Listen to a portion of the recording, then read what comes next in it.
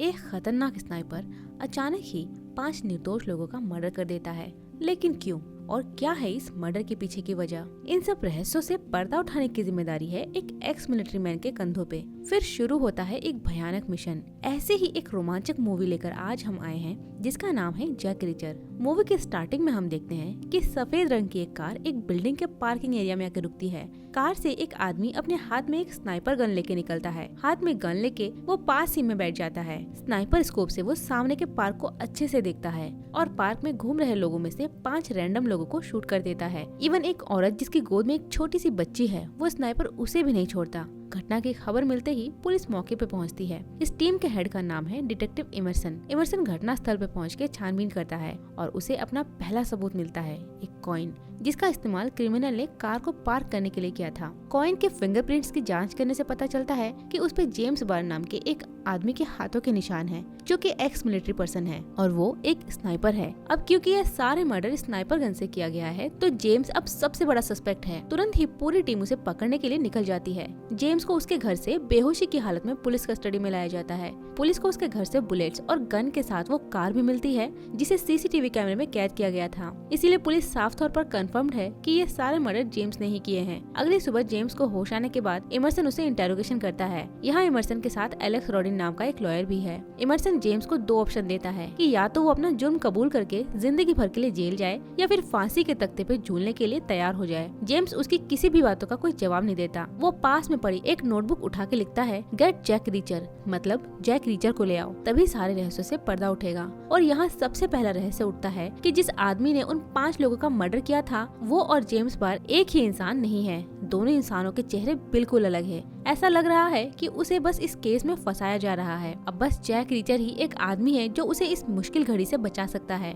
Immersion को अपनी research से पता चलता है कि जैक रीचर एक एक्स मिलिट्री पर्सन है। जितनी उसमें हिम्मत है उतना ही वो ब्रिलियंट है। उसने अपनी सर्विस का ज्यादातर हिस्सा मिलिट्री पुलिस में बिताया है और हर तरह से एक ब्रिलियंट इन्वेस्टिगेटर साबित हुआ है। मिलिट्री में पूरी जिंदगी गुजारने के बाद वो अचानक ही एक दिन सब कुछ छोड़ देता है और गायब हो जाता है। किसी को भी ये नहीं पता कि वो जिंदा है या मर गया, लेकिन उसके बैंक अकाउंट में हर महीने हलचल होती रहती है और हम इस आदमी को तब तक नहीं ढूंढ सकते जब तक कि वो खुद चलकर उनके पास ना आ जाए। ये सुन के लॉयर एलेक्स टेंशन में आ जाता है। एलेक्स इमर्सन को बोलता है कि जैसे भी हो हमें जैक रीचर को ढूंढना ही होगा। इस बीच उनकी सेक्रेटरी आके बोलती है कि सर आपसे कोई मिलने आया है जिसका नाम जैक रीचर है। ये सुन के इमर्सन और एलेक्स दोनों ही हैरान हो जाते हैं, क्योंकि जिसे ढूंढने के लिए वो अभी टेंशन में थे वो खुद ही आ पहुंचा है उनसे मिलने के लिए। खैर जैक वहाँ पहुँच के उनसे कोई भी बात किए बिना सबसे पहले जेम्स से मिलने की इच्छा जाहिर करता है। जेम्स के पास पहुँच के वो देखता है कि वो बेहोशी की हालत में है और उसकी पूरी बॉडी पे पट्टियां बंधी हुई है। रीचर के पूछने पर इमर्सन बोलता है कि जेम्स को जेल से लाते वक्त बाकी के कैदियों ने उस पर हमला कर दिया था, जिसे वो कोमा में चला गया है। ये सुनकर रीचर को समझ आ गया है कि कुछ तो बहुत गलत हुआ है।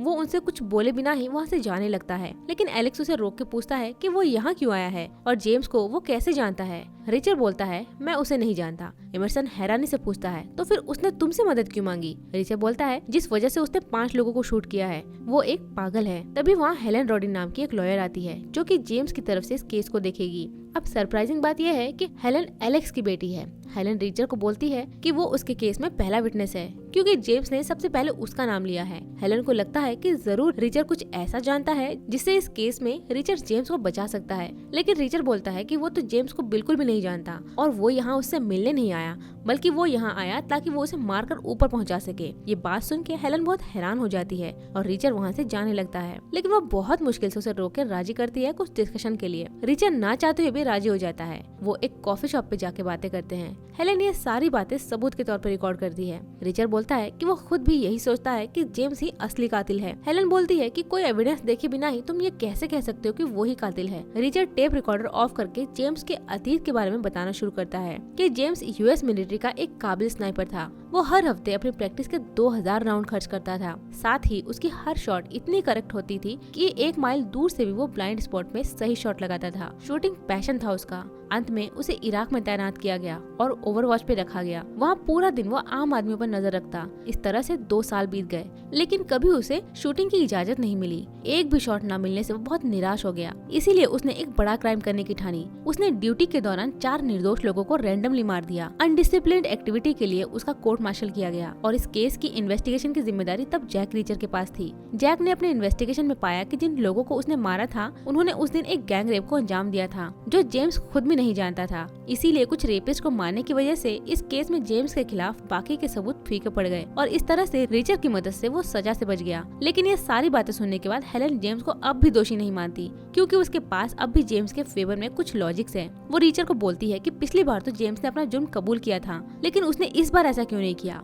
वो जेम्स को न्याय दिलाने के लिए रीचर से मदद मांगती है, लेकिन रीचर उसकी बातों को बिल्कुल ही अनसुना करके एक सिंपल सा थैंक यू बोल के वहाँ से चला जाता है। वो बस में बैठता है अपने घर जाने के लिए। उधर हेलन बहुत निराश हो जाती है, क्योंकि अगर रीचर ने उसकी मदद नहीं की तो वो केस हार जाएगी। दूसरी ओर बस में बैठ के रीचर भी सोचता है कि एक ट्रेंड आर्मी स्नाइपर अगर कोई क्राइम करना चाहे तो इतनी आसानी से सारे सबूत वहाँ नहीं छोड़ता, और अगर वो बस अपनी इंसानों को मारने की भूख को ही मिटाना चाहता तो फिर पिछली बार की तरह इस बार भी अपना जुर्म कबूल कर लेता। इसीलिए रीचर इस बात पर गहराई से सोचता है। वो बस से उतर के दोबारा हेलन से मिलता है। वो हेलन को बोलता है कि मैं इस केस में तुम्हारी मदद करूंगा, पर मेरी एक शर्त है, तुम उन सारे विक्टिम्स की फैमिली से मिलकर उनके पर्सनल लाइफ के बारे में सारी इन्फॉर्मेशन लेकर आओगी। हेलन रीचर के इस बात से खुशी खुशी राजी हो जाती है और निकल पड़ती है अपनी इन्वेस्टिगेशन के लिए। उधर रीचर भी अपने इन्वेस्टिगेशन के लिए घटना स्थल पे पहुंच गया है। वो हर चीज को बारीकी से देखता है, साथ ही पूरी घटना को इमेजिन करता है कि सारी घटना कैसे घटी होगी। यही नहीं, वो क्राइम स्पॉट को अलग अलग डायरेक्शन से भी एग्जामिन करता है। इन सब के बीच उसके दिमाग में बहुत सी चीजें चलती है। वो सोचता रहता है कि आखिर कौन है कातिल और इतने सारे मर्डर के पीछे आखिर क्या वजह है।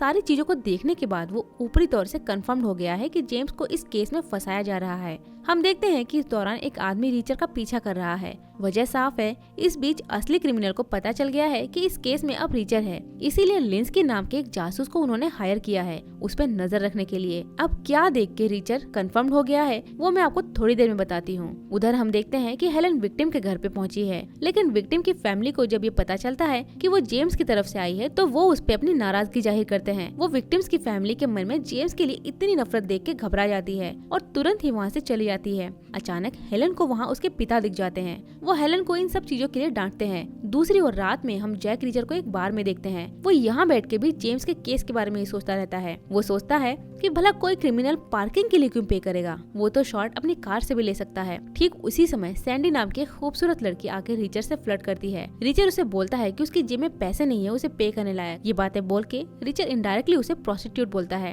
जिससे सैंडी बहुत नाराज हो जाती है। वो अपने दोस्तों को बोलती है कि इस आदमी ने मुझे प्रोस्टिट्यूट बोला है, इसे सबक सिखा दो। रीचर बोलता है कि चलो फिर ये सीख हम बाहर चल के लेते हैं। ये सुन के सब बाहर आ जाते हैं रीचर को सबक सिखाने के लिए। असल में उन्हें नहीं पता है कि रीचर से लड़ना उनके लिए क्या हो सकता है। जल्द ही रीचर उन्हें समझा देता है कि वो कौन है। उनके इस मारपीट के बीच पुलिस आके रीचर को वायलेंस के जुर्म में पुलिस स्टेशन लेके जाती है। रीचर के पकड़े जाने की खबर सुन के हेलन उसे वहाँ से छुड़ाने आती है। हेलन के पूछने पर रीचर बताता है कि वो लड़की जानबूझ के उससे उलझी, जरूर उसे किसी ने भेजा होगा उसके पीछे। वो आगे बोलता है कि पिछले दिन ब्रिज पे भी कोई उसका पीछा कर रहा था। खैर रीचर हेलन को पूछता है कि उसे विक्टिम के बारे में क्या इन्फॉर्मेशन मिली है। हेलन उसे सारे विक्टिम के बारे में खुल के बताती है। सारे ही विक्टिम अपने दुर्भाग्य से उस दिन उस पार्क से गुजर रहे थे। उन सब की किस्मत खराब थी कि वो उस स्नाइपर का शिकार बन गए। सारी खबर सुन के रीचर बोलता है कि इन 5 लोगों में से जरूर कोई ऐसा था जो स्नाइपर का एक्चुअल टारगेट था।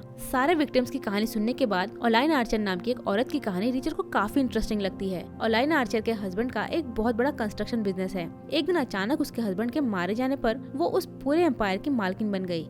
उसके पास इस बिजनेस को सेल करने का ऑप्शन था, लेकिन उसके हस्बैंड के प्रति प्यार ने उसे ऐसा करने नहीं दिया। वो उस कंपनी को बेचना चाहती थी, शायद इसीलिए उसे अपनी जान गंवानी पड़ी। हेलन बोलती है थ्योरी अच्छी है पर मुझे प्रूफ चाहिए केस को सॉल्व करने के लिए। रीचर बोलता है तुम जेम्स की सारी पर्सनल डिटेल मुझे बताओ, वो कहाँ जाता था, किन लोगों से मिलता था, और ये सारी जानकारी तुम्हें उसके बैंक और क्रेडिट कार्ड स्टेटमेंट से ही मिल जाएगी। दूसरी ओर हम देखते हैं कि जासूस लिंस्की असली किलर से मिलने आया है जिसका नाम चार्ली है, और ये वही है जिसने उन लोगों का मर्डर किया था। यहाँ उसका लिंस्की को बुलाने का मकसद ये है कि उसे सिर्फ रीचर पर नजर रखने के लिए बोला गया था, लेकिन उसने बेवकूफी करके रीचर के ऊपर हमला करवा दिया, जिससे रीचर समझ गया कि कोई उसका पीछा कर रहा है। वहाँ हम जैक नाम के एक बूढ़े आदमी को देखते हैं जो इस पूरी कहानी के पीछे है। लिंस्की उनसे अपनी बेवकूफी के लिए माफी मांगता है, लेकिन माफी नाम की कोई चीज इस बिजनेस में नहीं है, उसे वहीं खत्म कर दिया जाता है। उधर हेलेन रीचर से मिलकर बोलती है कि जेम्स के क्रेडिट कार्ड और बैंक स्टेटमेंट से वैसा कुछ पता नहीं चला जैसा कि हमने सोचा था। वो बहुत शांत इंसान है,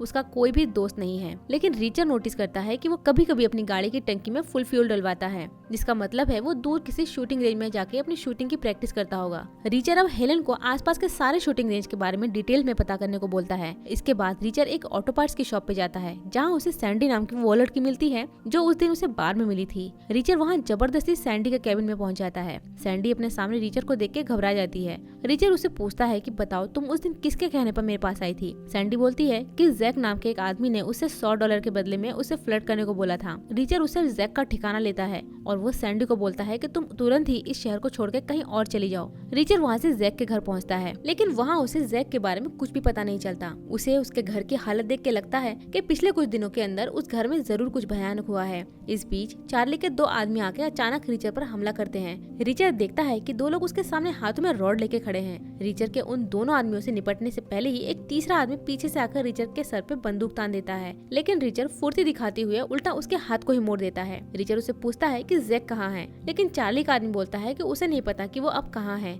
इसके बाद रिचर वहाँ से निकल जाता है। हम देखते हैं कि दूसरी गाड़ी रिचर का अब भी पीछा कर रही है। रिचर हेलन से मिलता है। वो उससे बोलता है कि मुझे पूरा यकीन है कि जेम्स 100% इनोसेंट है। वो आगे बोलता है क्योंकि जेम्स एक ट्रेंड स्नाइपर है तो वो ऐसे किसी भी जगह से शूट नहीं करेगा जहाँ से सूरज की रोशनी सीधे उसके ऊपर पड़े, और पार्क में भी शॉट्स ऐसे ही जगह से लिया गया था जहाँ रोशनी सीधे ही शूटर पे पड़ रही थी। इसके अलावा वो इतना बेवकूफ नहीं है कि वो पार्किंग के लिए कॉइन का इस्तेमाल करेगा। अगर वो चाहता तो दूर से ही ब्रिज के ऊपर से गाड़ी में बैठ के ही शॉट ले सकता था। इससे सूरज की रोशनी भी उस पे पीछे से पड़ती और वो शॉट आसानी से ले सकता था। साथ ही वो किसी कैमरे में भी कैद नहीं होता।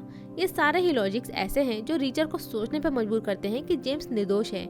इसके अलावा रिचर के ऊपर जो हमले हो रहे हैं उसे साफ झलकता है कि कोई तो है जो नहीं चाहता कि जेम्स निर्दोष साबित हो। हम देखते हैं कि अभी थोड़ी देर पहले जिस गाड़ी ने रिचर का पीछा किया था, चालाकी से रिचर ने उस गाड़ी का नंबर नोट कर लिया था। वो उस नंबर को हेलन को देता है ट्रेस करने के लिए। जांच के बाद हेलन देखती है कि ये गाड़ी लेवेंडर नाम के एक कंपनी के नाम रजिस्टर्ड है और उस कंपनी के साथ विक्टिम लेडी ओलाइन आर्चर की कंपनी का कुछ इशू चल रहा था, और ये वही विक्टिम है जिसकी कहानी रिचर को इम्प्रेसिव लगी थी। इसका मतलब है कि ओलाइन आर्चर के साथ इस मर्डर का कुछ कनेक्शन है और ये घटना किसी सीरियल किलिंग का मामला नहीं है। एक के साथ और भी 4 टारगेट को मारा गया सिर्फ इस घटना को मास मर्डर दिखाने के लिए। दरअसल मेन टारगेट थी ओलाइन आर्चर। हेलन बोलती है ये अभी भी एक थ्योरी है और केस जीतने के लिए हमें सबूत की जरूरत है। रिचर बोलता है कि वो सबूत इकट्ठा करके ही दम लेगा। उधर सैंडी को स्नाइपर्स ने ढूंढ लिया है। वो उसे एक पंच मार के बेहोश कर देते हैं, फिर उसके मुंह को दबा के उसे मार देते हैं। पुलिस मौके पर पहुंचती है जहां सैंडी की लाश मिली है। एमरसन देखता है कि सैंडी को मार के उसकी लाश को किलर डस्टबिन में फेंक के चले गए हैं। इस बीच रिचर घटनास्थल के पास से ही गुजर रहा था।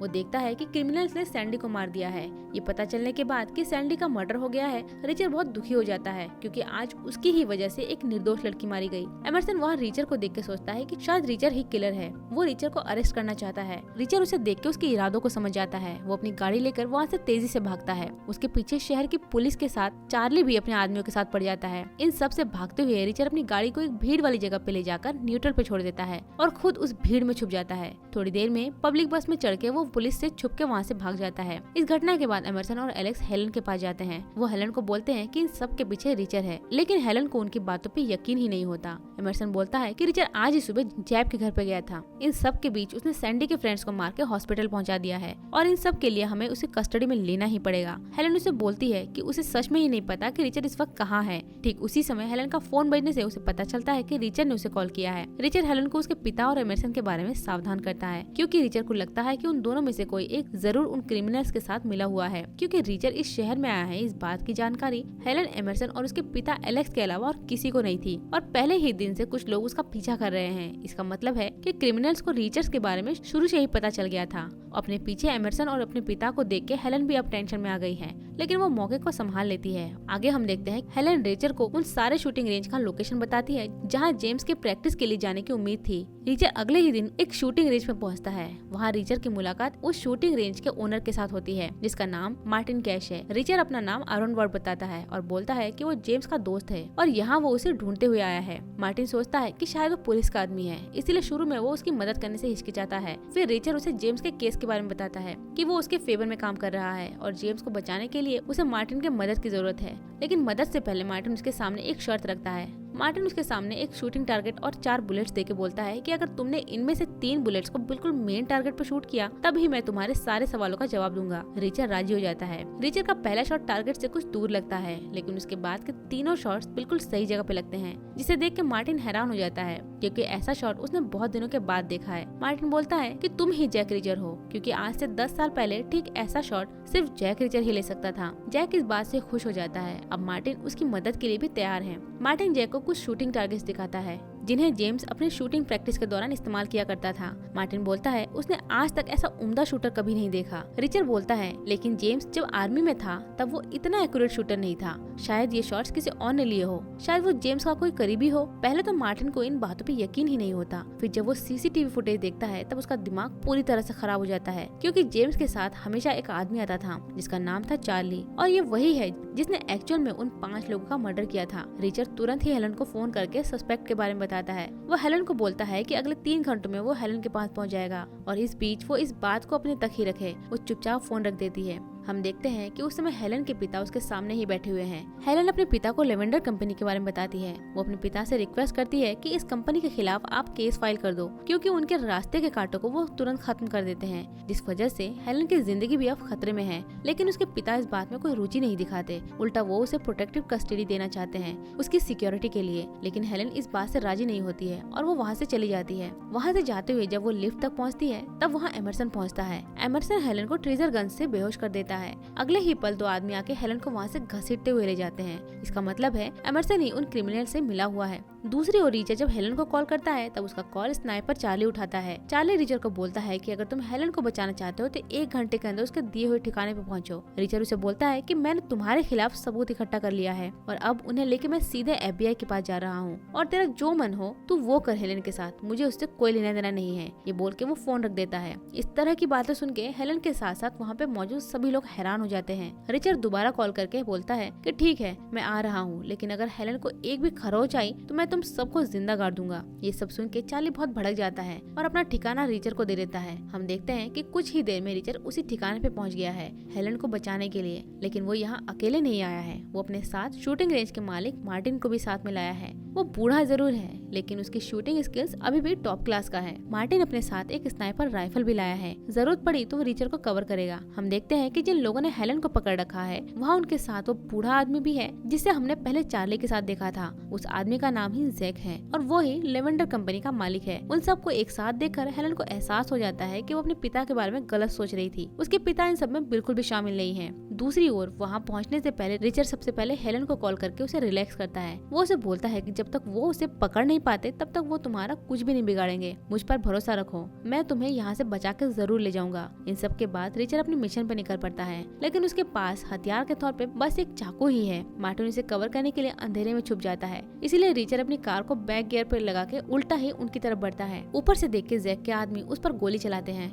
जल्द ही जैक के आदमियों को खत्म करके रिचर बिल्डिंग के अंदर पहुंच जाता है, लेकिन अंदर उसे कोई भी नहीं मिलता। उसे वहाँ एक मैप दिखता है जिसे देख के वो समझ जाता है कि असल में हेलन को पास वाली बिल्डिंग में रखा गया है और वो गलत बिल्डिंग में पहुंच गया है। रिचर वहाँ से एक बुलडोजर लेकर उनके दूसरे ठिकाने पे पहुँचता है, लेकिन वहाँ जैक अपने आदमियों के साथ पहले ही तैयार है उसे मारने के लिए। हम देखते हैं कि बुलडोजर तेजी से जैक के आदमियों की तरफ बढ़ रहा है, लेकिन हमारी सोच से उलट रिचर अचानक ही उनके सामने आ जाता है और उन्हें मार देता है। दरअसल वो गाड़ी मार्टिन चला रहा था, लेकिन अभी भी चार्ली और जैक बचे हैं। आवाज सुन के चार्ली रिचर को संभालने के लिए बाहर आता है, लेकिन उसके बाहर आते ही रिचर पीछे से उस पे बंदूक तान देता है। मजबूरन चार्ली अपनी गन फेंक देता है। अब रिचर के पास पूरा मौका है उसे मारने का, लेकिन एक निहत्थे को मारना रिचर के उसूलों के खिलाफ है, इसलिए रिचर भी अपनी गन फेंक देता है। और यहाँ हम चार्ली और रिचर के बीच एक जबरदस्त फाइट सीन देखते हैं। कुछ ही देर में रिचर चार्ली को मार देता है। उधर अंदर जब एमरसन को पता चलता है कि चार्ली अब नहीं रहा, तब एमरसन 2 गन निकालकर एक को हेलन के सर पर और दूसरे को दरवाजे पे पॉइंट करके बैठ जाता है। रिचर दरवाजे के बाहर से बोलता है कि मुझे पता है एमरसन, तुमने ऐसी पोजीशन ली है कि तुम्हें मेरे अलावा और कोई भी नहीं मार सकता। ये बोलते ही रिचर एक शॉट लेता है। वो एक गोली चलाता है जो हेलन के गले के पास होकर एमरसन के सर पे लगती है। एक पल के लिए हेलन शॉक से पत्थर बन जाती है। रिचर हेलन को पुलिस को कॉल करने को बोलता है। हेलन पुलिस को कॉल कर ही रही थी कि इस बीच जैक रिचर को बोलता है कि तुम मुझे कभी भी सजा नहीं दिलवा सकते, क्योंकि उसकी पहुंच ऊपर तक है। रिचर उसे जरा भी समय न देकर उसे शूट कर देता है। ये देख के हेलन बहुत निराश हो जाती है, क्योंकि इस केस में उसके पास अब कोई भी एविडेंस नहीं है और अब वो किस तरह से जेम्स और रिचर को बचाएगी। रिचर उसे बोलता है कि तुम्हें मेरे बारे में सोचने की जरूरत नहीं, मुझे पता है कि तुम जेम्स को बचा डालूंगी। इसके बाद वो हेलन को अलविदा बोल के वहाँ से चला जाता है। सीन चेंज हो जाती है। हम देखते हैं जेम्स को अब होश आ गया है। उसे याद नहीं है कि उस दिन क्या हुआ था, लेकिन उसने सबसे सुना है कि उसने 5 लोगों को मारा है और अब उसे खुद ही एहसास हो रहा है कि उसने फ्रस्ट्रेशन में उन 5 लोगों को मार दिया है। हेलन उस पार्क का फोटो दिखा के बोलती है कि क्या तुम इस लोकेशन को जानते हो? जेम्स बोलता है कि मैं बहुत अच्छी तरह से इस जगह को जानता हूँ। हेलन उससे दोबारा पूछती है, मुझे बताओ अगर तुम्हें शूट करना हो तो तुम किस पोजीशन से शॉट्स लेते? जेम्स बोलता है कि अगर मैं शॉट्स लेता तो मैं उस ब्रिज के ऊपर से लेता जिससे सूरज की रोशनी मेरे पीछे होती और मैं शॉट्स गाड़ी के अंदर से लेता। ये सब सुन के हेलन के चेहरे पे एक स्माइल आ जाती है, क्योंकि ठीक यही थ्योरी रिचर्ड ने उसे पहले ही बता दी थी। अब इस केस में जेम्स को निर्दोष साबित करने के लिए और कोई परेशानी नहीं है। दूसरी ओर हम देखते हैं रिचर्ड एक लोकल बस पकड़कर दोबारा अपने एक नए सफर पर निकल गया है और इसी के साथ ही मूवी यही खत्म होती है। तो फ्रेंड्स, कैसी लगी आपको ये कहानी कमेंट में जरूर बताएं। साथ ही ये बताना ना भूलें कि इसके बाद आप कौन सी मूवी की कहानी सुनना चाहेंगे। अगर आपको हमारा एक्सप्लेनेशन अच्छा लगा हो तो वीडियो को लाइक, शेयर एंड सब्सक्राइब जरूर करें। मिलते हैं एक और मजेदार कहानी के साथ, तब तक के लिए बाय बाय।